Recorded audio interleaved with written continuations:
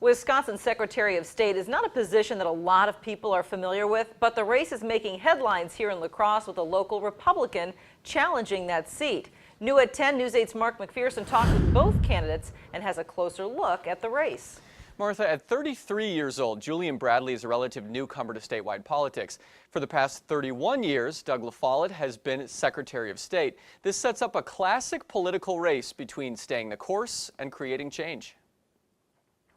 It's going to take a lot of work. It's going to take a lot of grassroots work. Julian Bradley is taking on 35-year incumbent Doug LaFollette, but Bradley sees his opponent's long years in service as an advantage for his campaign. With that experience comes a record, and it's a record of failure that I've been highlighting since I got into this race since January. LaFollette, however, sees the experience as his big advantage. I've been a college professor, I've been a state senator, I've owned and operated my own business very successfully.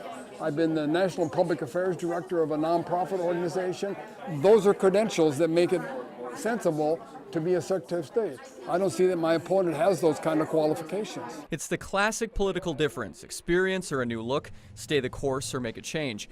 Both candidates do agree on one thing: restoring more power back to the office of Secretary of State, even if they don't agree why those powers were taken away in the first place. We just did an interview where the Secretary admitted that he didn't reach out to the legislature during the last session at all in regards to trying to save any duties or get anything restored.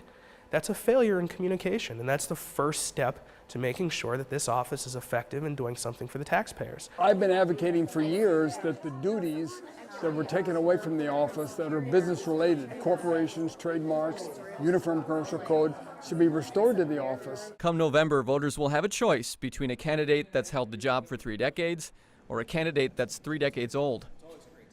In case you're wondering, the Secretary of State's office has several responsibilities, including recording acts of the legislature, publishing state laws, and preserving original copies of laws.